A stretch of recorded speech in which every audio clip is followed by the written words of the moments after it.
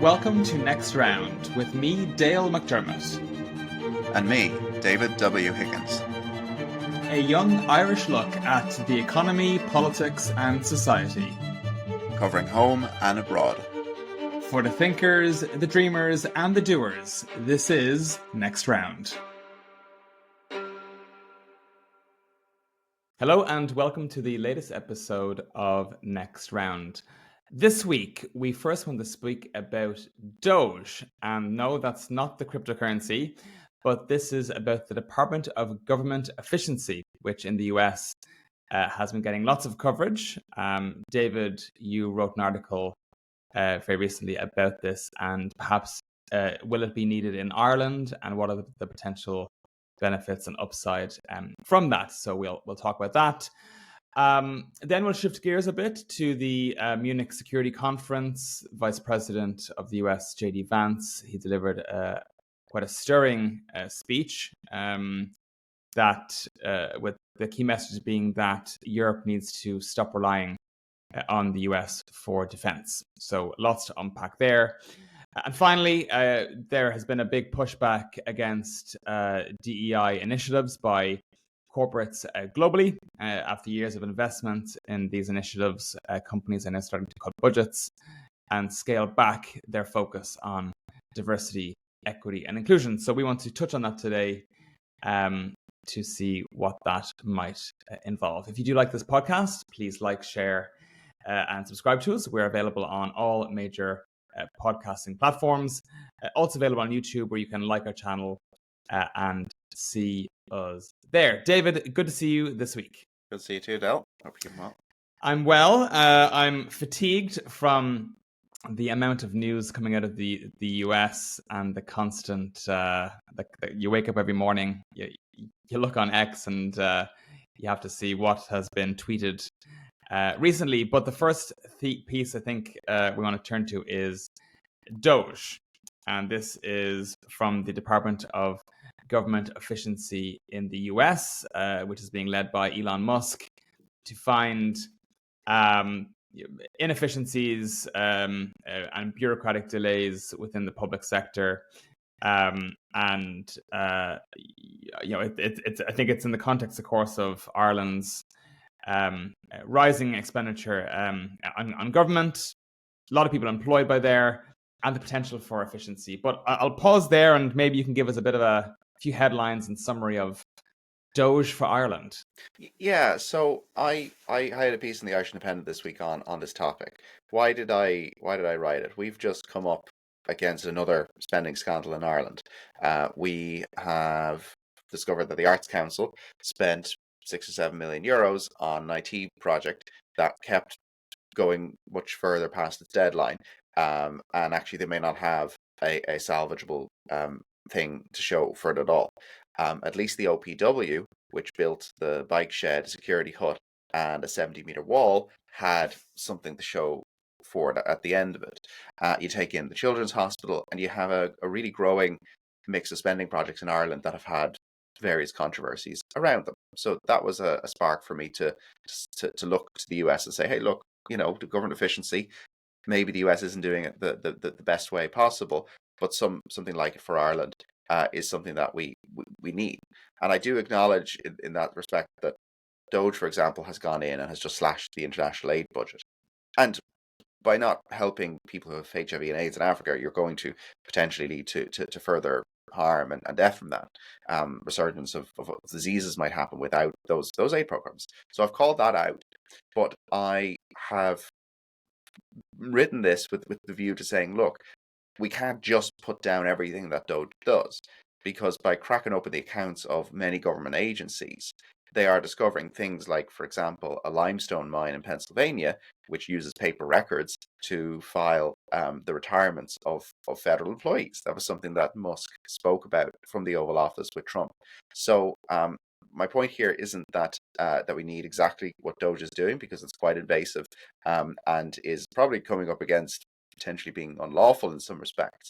But further scrutiny of government spending is something that we need a kick up the backside for in Ireland, actually.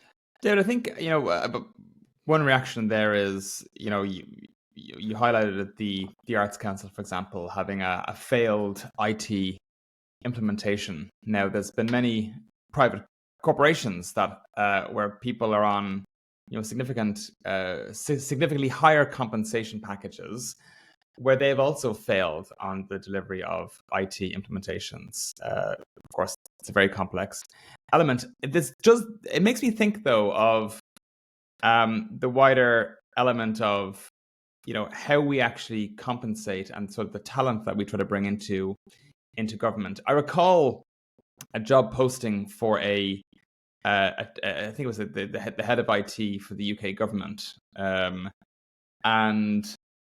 I think the salary was about £70,000, and that this is going to be the person in charge of all tech across the UK public service, and also responsible for cybersecurity and data security. Yeah, so this is a good point. This comes back to, I think, of the likes of Progress Ireland, right, who have come out in recent months to say that actually we should be taking expertise in-house when it comes to infrastructure projects. So instead of bringing in outside consultants, you have permanent staff of people who know how to build tunnels, who know how to build bridges, roads, all the rest, light rail, metros, and that actually saves you money in the long run.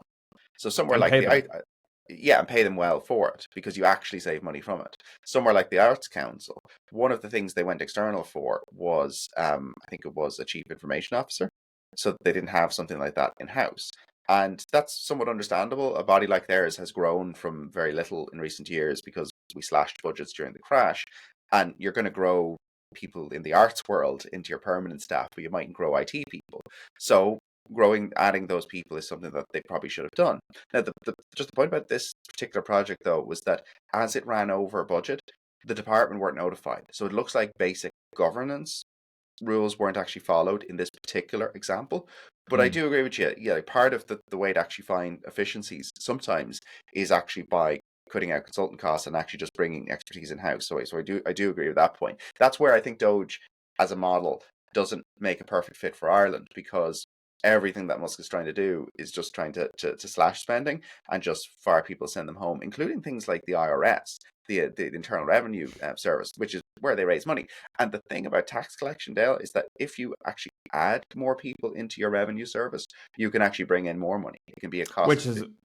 Which is what the UK has been doing. They've significantly ramped up since Labour came to power their recruitment drives into HMRC to crack down on tax scams and tax avoidance, etc. So so this is where some of the DOGE stuff is, I think, ineffective. It's in some cases mean and vindictive when it comes to things like foreign aid, but there can't be a heads in the stand response to it. The model that I actually proposed in the article, so I went through some of the agencies that do oversee public spending. So when you look at big picture, we have IFAC, the Irish Fiscal Advisory Council. They have been vocal about us breaching the 5% spending limit. They don't get into the specifics. They don't go off and say, well, it's very economics driven, isn't it? Too top level. It's very high level, yeah. Too top level. Then you got the likes of the Controller and Auditor General. They will look at particular projects, and they tend to be a bit more backward looking. They tend to kind of go before the Public Accounts Committee or other committees, or after the horse is bolted. After the horse is bolted, and they are not as in the public sphere. They're not out there on panel shows. They're not out there in the media doing interviews, that kind of stuff. They're very much in the background. They do good work. I don't want to kind of put them down, but they are limited in how they can go about it. The model I'm interested in is something like the UK Taxpayer Alliance. Now they're not state funded. They are voluntary. They get their donations and they go off and try and represent taxpayers. They're a little more libertarian, a little more kind of low tax is their raison d'etre. But by having a body like that, they have this great section on their website. It's called the War on Waste.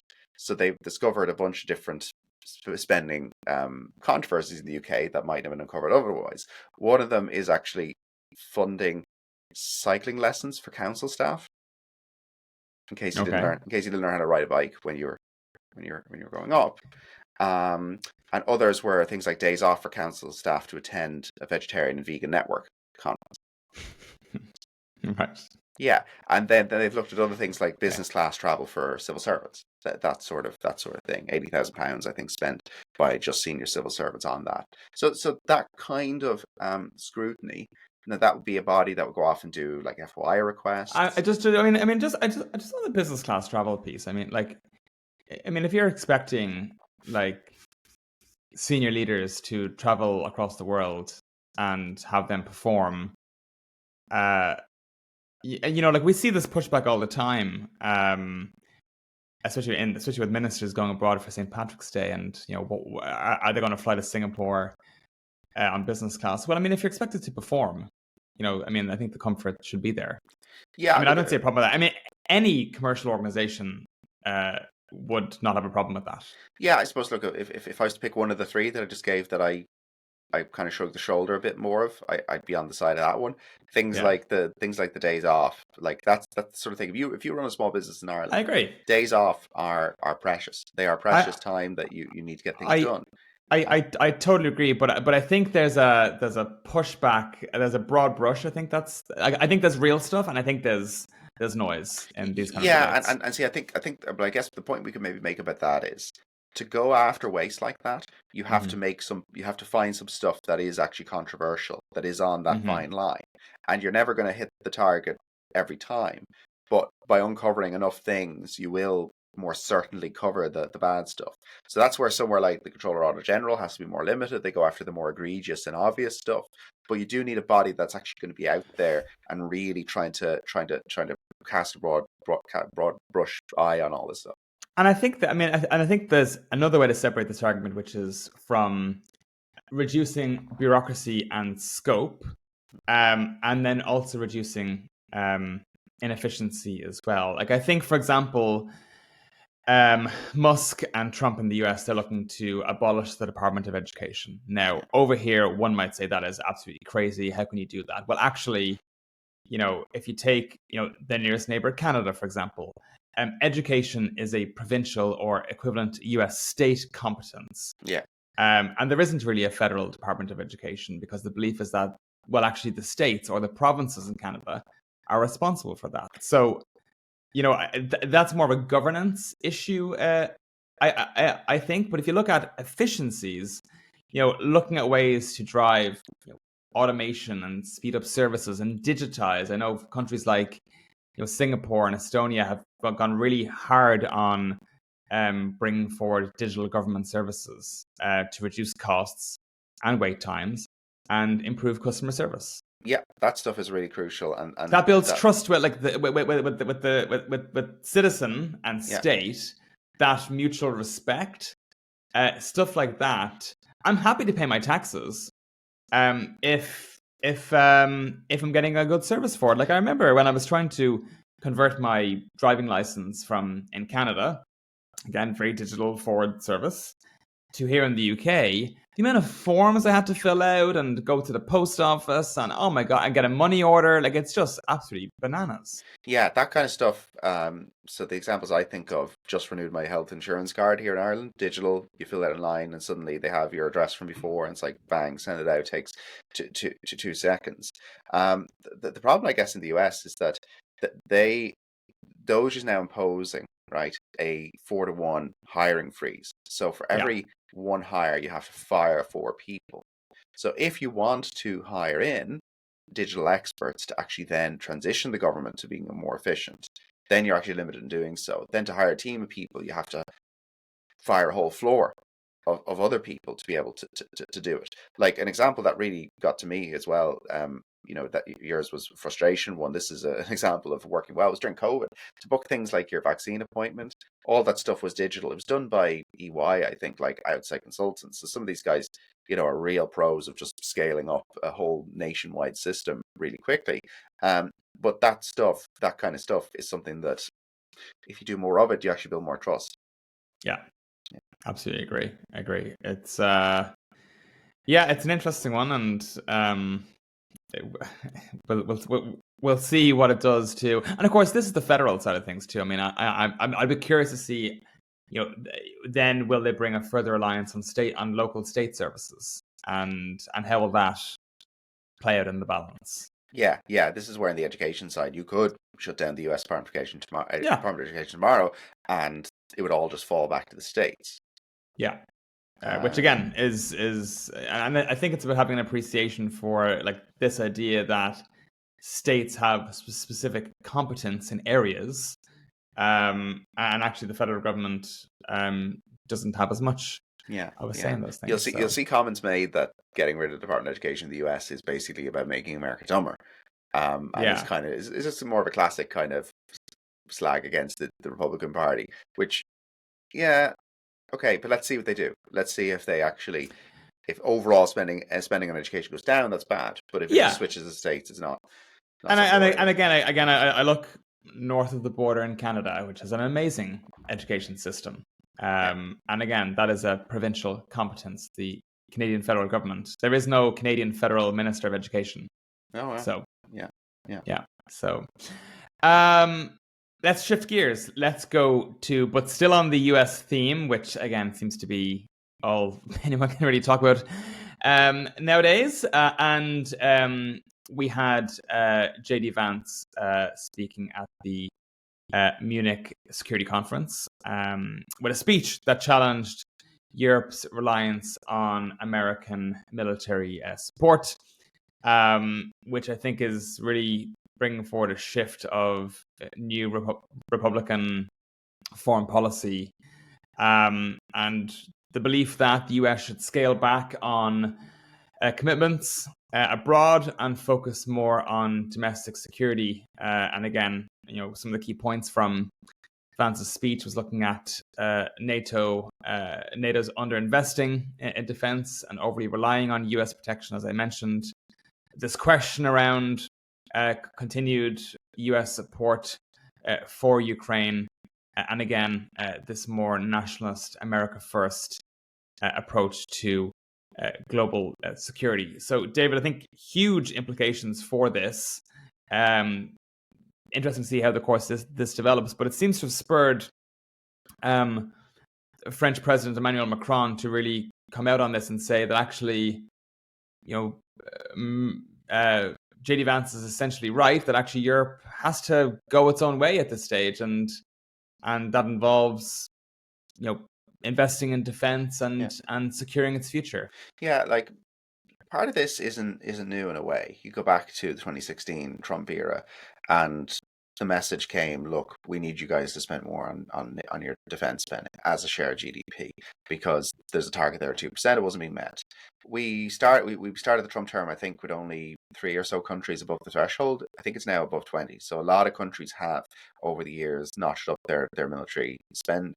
Um, but what really kind of annoyed me about this speech, I fluctuated between parts of the speech that I really hated and parts that I really kind of cheered for. The parts that I disliked was that, well, look, because the NATO countries have started to do this already, America should then be coming in and saying, look, great progress, guys. Um, but remember that the reason you're doing this is that we can still share the burden of a war if it comes along. We'll all come to each other's defense. That's what NATO is ultimately about. And Vance didn't even say that in his speech. He didn't come. He didn't come. Eaten bread is soon forgotten, I think, in US policy at the moment, David. Yeah, but it came across, I think, as a little ungrateful for the progress that European countries have been making and are still continuing to make. I mean, he launched into a total takedown of European democracy. Exciting, for example, the Romanian election that was delayed from November last year. It's going to be run That's right. again Yeah. in May of this year because of Russian interference through bots and other means. And he made points like, oh, if your democracy can't withstand this, then is it really democracy? Well, sorry now, this is coming from a Republican Party that tried to overturn the last election in 2020, dismissed the results, and actually pardoned the January 6th rioters as being one of his first executive orders when it came into office. So, look, no country has a perfect democracy, and that shine on US democracy has Of course, waned. of course, The Economist notes that the US is actually, of course, a flawed democracy as well. Right, yeah, and look, there are flawed democracies in Europe.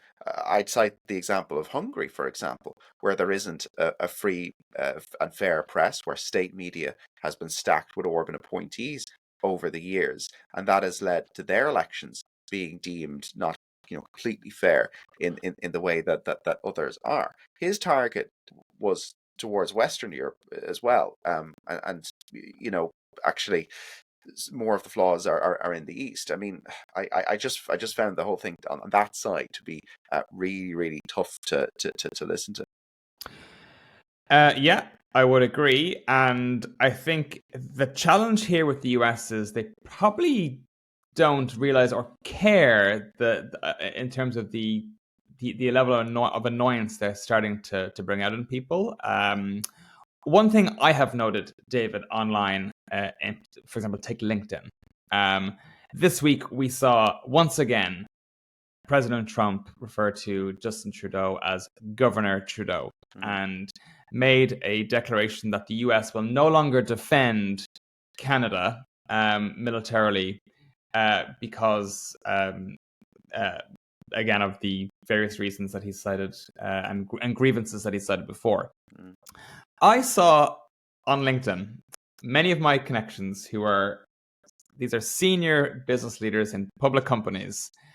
And the directness that I'm seeing on this issue now is unbelievable. You've seen as well WestJet, the second major Canadian airline, has shown 25% decrease in Canadian travel to the US. And I think, are we seeing, David, a pissed off world and West against the US? Yeah. And are these countries going to, one, consolidate and let's say in a European focus, but previous enemies who were like the likes of China, are we going to see the hand being reached out and an olive branch being presented maybe? I'll just pick up on your first one about LinkedIn. Dale, people never get political on LinkedIn. So no, but it's really starting to. So that goes to show how riled up people are if that kind of stuff is reaching LinkedIn, because and if it's business leaders. So you also find that business leaders are a little more reserved in their politics anyway by nature, at least on online platforms, right? I saw, just to bring it to life, I saw a chief risk officer of a major PLC describe him as being unhinged. So, right. I think the vocabulary is starting to expand. I think into more. Yeah. I think what would be said privately is becoming a bit more public. I think the things you can say when you know that HR agrees with you, right? Oh, and the world. Yeah. So, but go ahead. So the question about alliances. Yeah. I think we can speak on Europe, I suppose, best, right? This is good. This is surely going to bring Europe together. The idea now that the US may not actually rush to Europe's defense in a future war. If there's a settlement, and then, for example, if Russia wanted to go near Moldova or even go into the Baltics, or the Arctic. I think the Arctic is one that we don't talk about enough. Yeah, and that. It used to be that we'd always coast and sit back and think, oh, America will help us with NATO and they'll send troops and they've got bases in Europe, so that's us covered. Now there has to be this greater coming together on a spending front, on a military spending front, but on a coordination front, on about some sort of European army. I mean, Zelensky this morning is talking about that. We may well get to a stage where, okay, there's a settlement in Ukraine, maybe the war stops. But then you'd have to then fortress that border. This is something Boris Johnson was talking about during the week. He was saying that, look, whatever settlement is reached, you have to then just put enough European troops within Ukraine to make sure that Russia never comes further along the border. We're almost going to go Iron Curtain on Russia after this war. And I think that is something that is going to have then ricochets into other areas. We have a common currency, we have common political and law and all of that at Brussels level. I think that broadly strengthens it. I see some people saying that, this is an affront to the Eurocrats and it's going to be the migration problem and all of that is going to break apart Europe. And that risk is there for sure. But actually, there's so many other things that we have to come together on now. Yeah, I mean, we're probably reaching a fundamental point that actually the current model, I think Europe in its current form may not survive. But I think there's a real opportunity here for us to, I think, solidify what we have.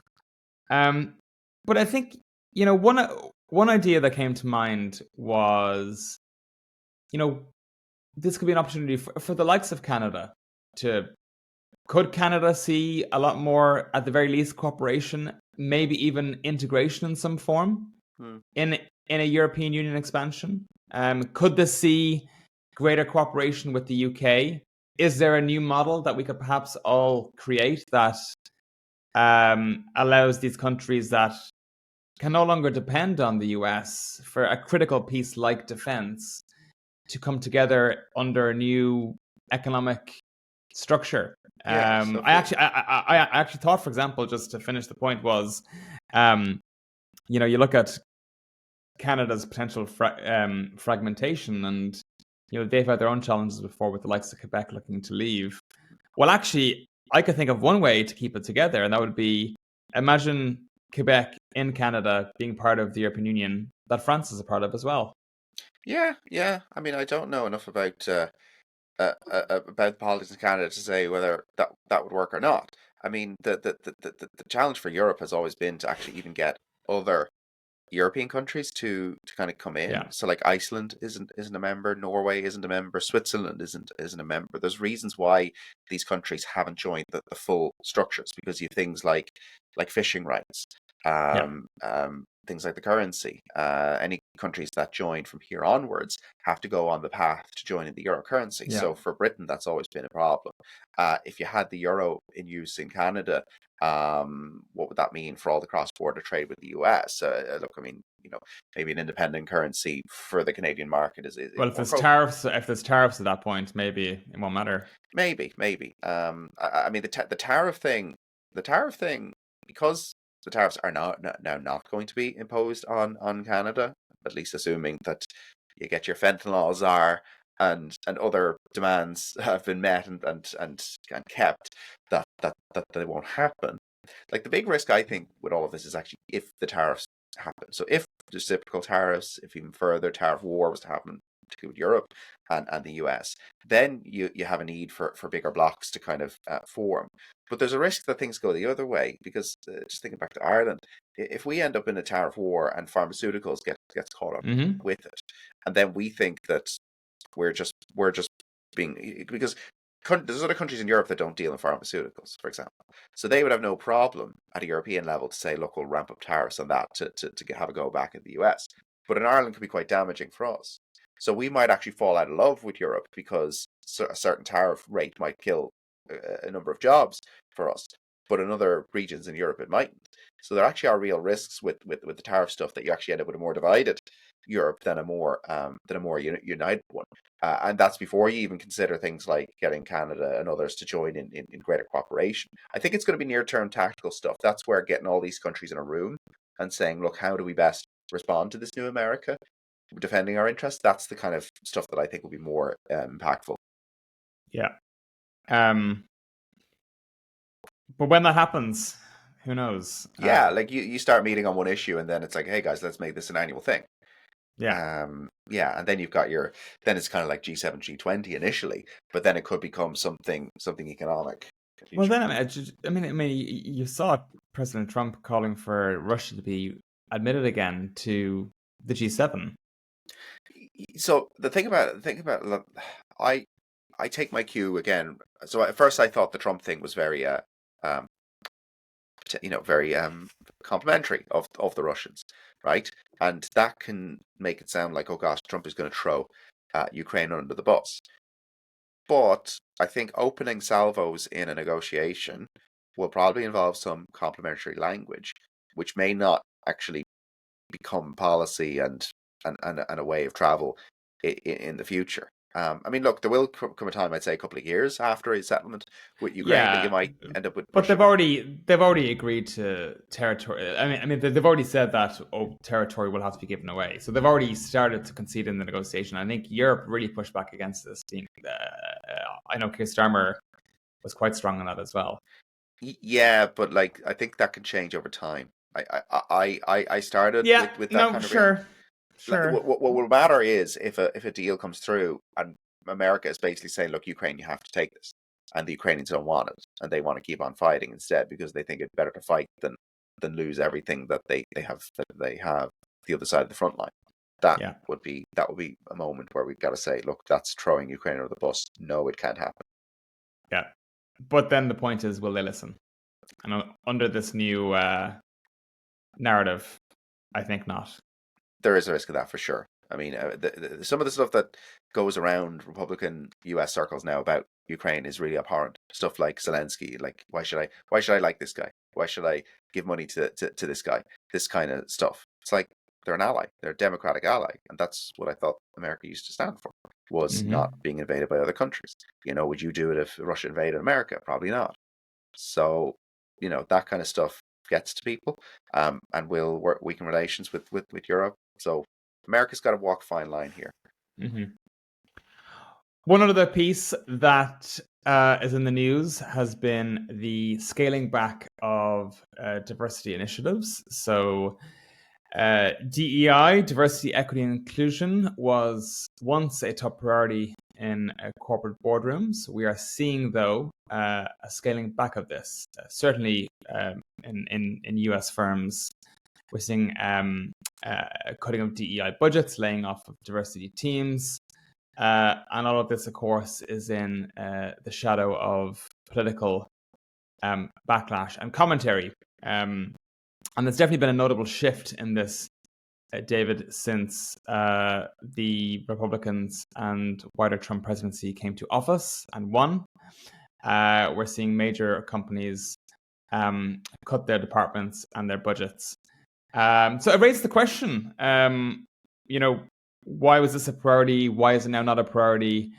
But fundamentally, what is the ultimate impact on this on this topic going forward? Yeah, so a good discussion, Dale, that you and I had a couple of weeks ago, not on air actually, just amongst friends, was the example of Accenture.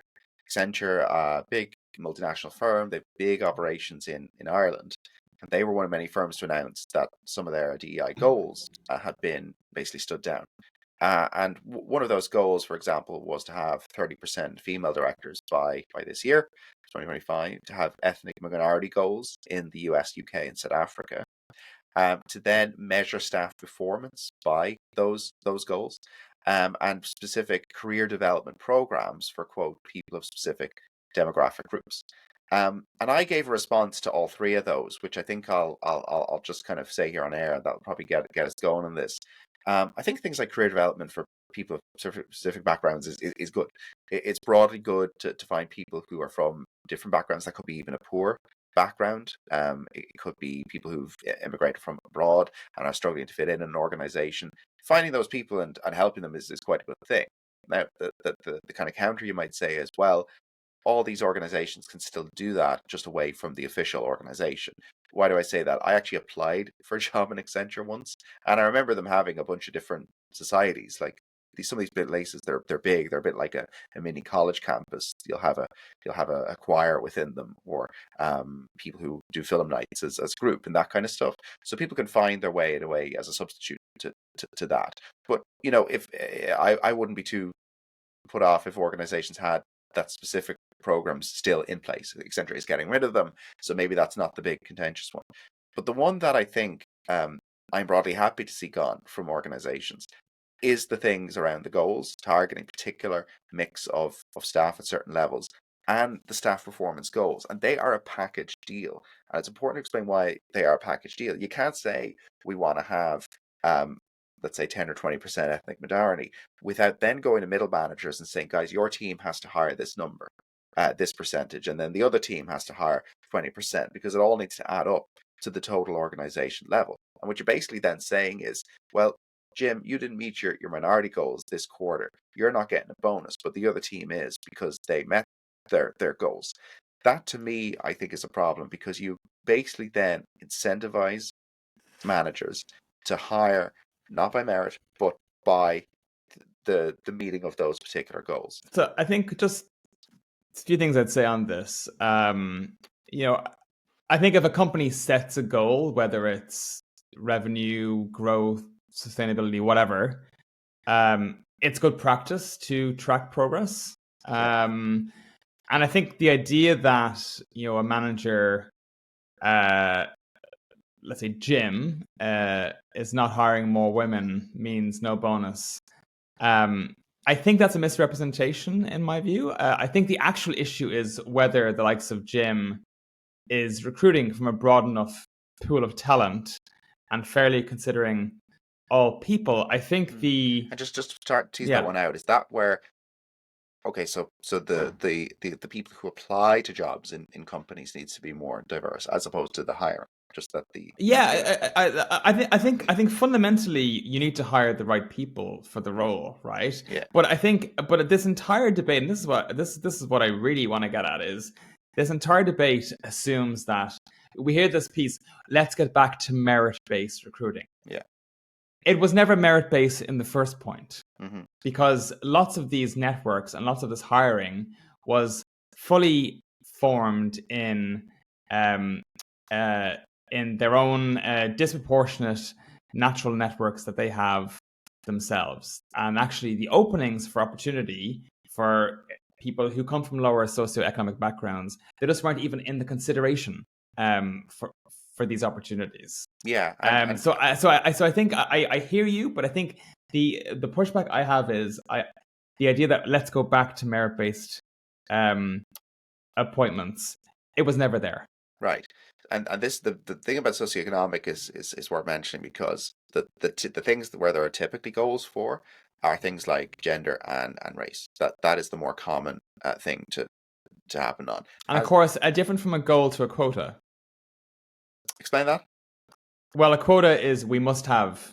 Take for example, gender quotas on elections, where they had to have 30% women as a quota. They had to have it. There was no choice. Yes. A goal is we're aiming for that. Right. So but goals can be missed. Yes. Okay. So the goal can be missed, but there's no repercussion for not meeting the goal. Maybe not. No. Okay. So that's I guess where you might say, okay, an organization. If you set your New Year's goals, David, is there a repercussion?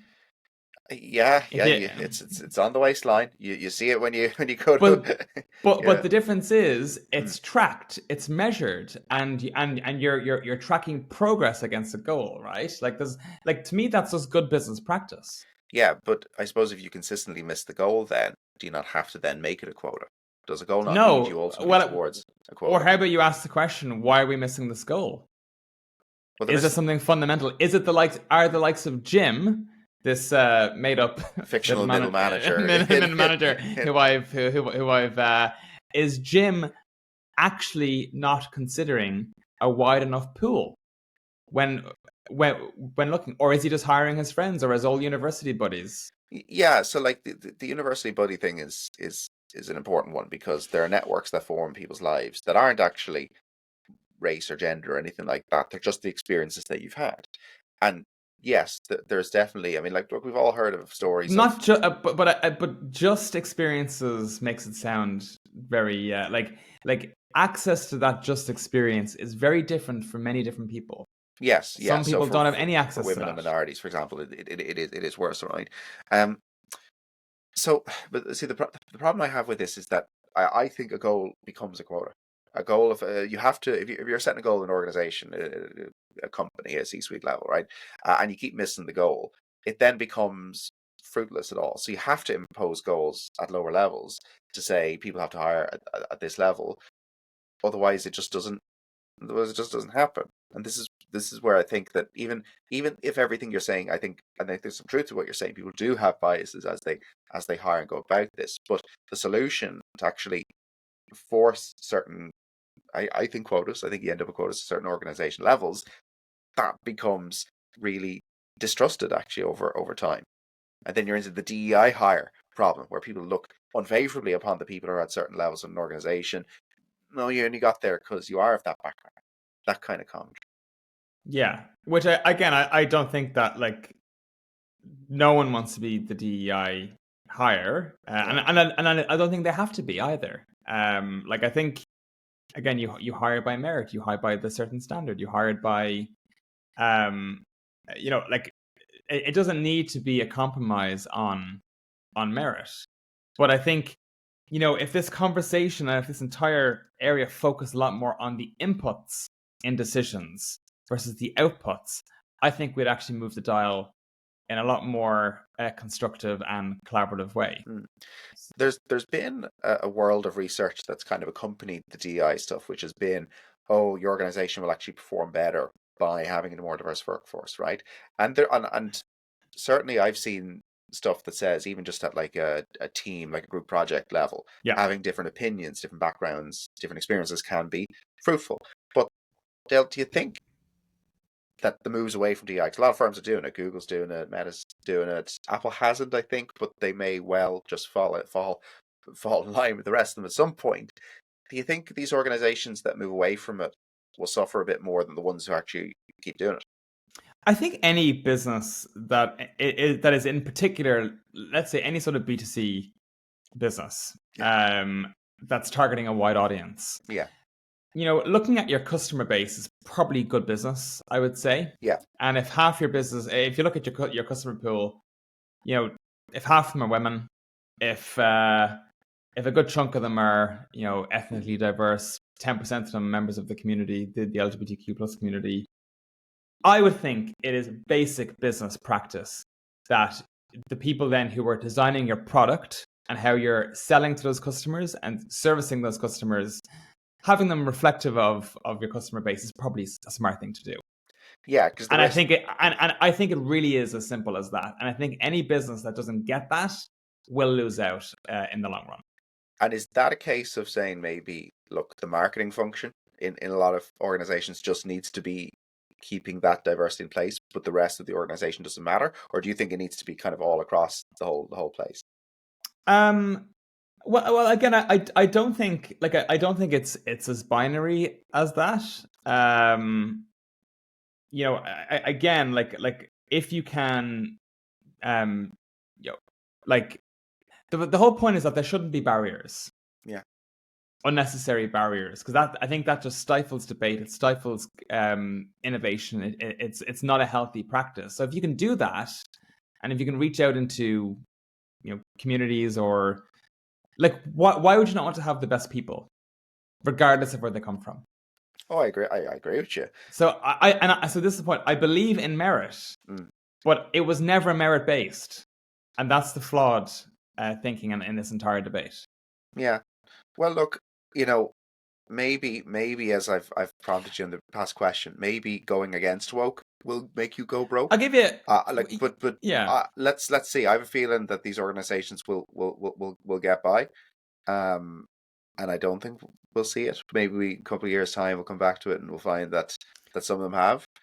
But I like, you take Apple for example. I mean, designing computers and technology, the users of these things are humans, and actually, whether it's by gender or race, our ability to use a computer and make it functional, you don't need a coding team that can actually understand the different backgrounds there. You might need a marketing team that can actually pitch. I mean, but I mean, I would disagree with that right away, because I think, for example, UX, for example, okay, if you're not thinking about accessibility in that, well, you have a huge portion of your population who have a disability, who mightn't be able to use it right if you aren't thinking about that user group. That's fair point. Putting that background of people in an organization is which again is thinking about people who live differently than you. Fair. That is fair. Does the accounting team within an organization like Apple need to be diverse then as well? The people who just run the books on. Well, at the same time, I don't think they should all be, top graduates from and have come from the richest backgrounds in society. I think because who says they're the best? I think actually those departments should be accessible to people from all walks of life. And if you're good at and again, if you have merit, and if you have just as much an ability to perform in that accounting department as, let's say, the person who's well connected, well, they should have a shot at that job. What's wrong with that? Oh, well, I think it's different to having a shot. It's actually, you will be put into that job because we need to fill the quota. That's the difference that I see. That's the difference that I see. But again, but again, going back to merit, if you can do the job well, and you're selected again. If you're selected from the point is it's less about the quota. Yeah. It's more about the input.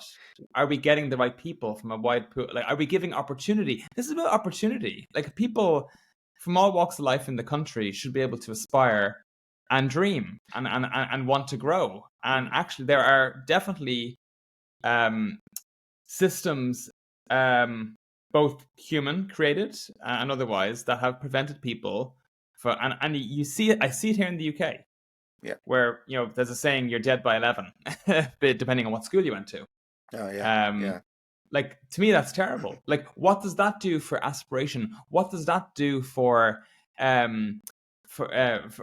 productivity and wanting to grow the economy?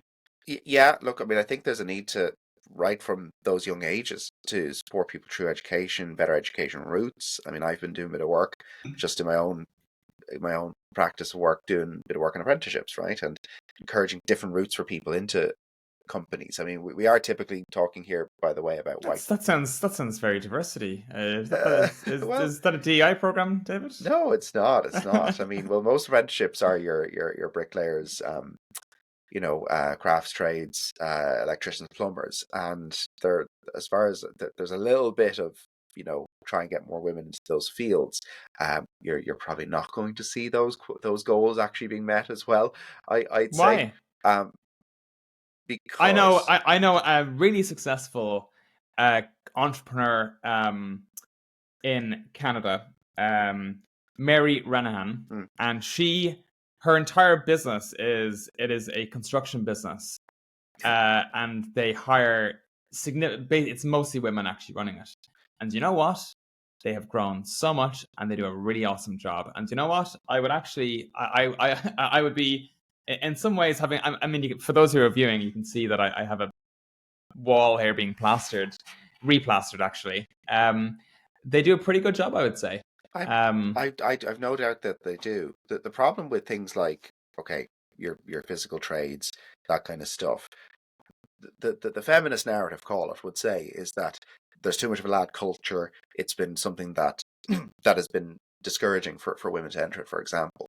But where you have kind of 80-90% of men going into the construction stuff, you do then have 80-90% of people going into things like nursing and social care and all of those things. And there is a split that happens in professions that is at the extremes when it comes to what you might call jobs involving things, physical things, and then jobs involving people and social and the connections that are much more traditionally feminine traits. But those differences, they emerge when people go to fill out their CAO form. And you'll have that 80-90% split in both directions. And it's not saying that women are incapable of performing well in those kind of jobs. There's just a fewer number of them who go about it. And trying to equalize that, I mean, good luck doing that. The only way you're going to do that... I agree, but again, I think it is upon us to think about these things earlier in life. And again, I think if 90% of women are going into nursing degrees, they're happy. I don't think I need to think about it. Right, but you don't, David. Yeah.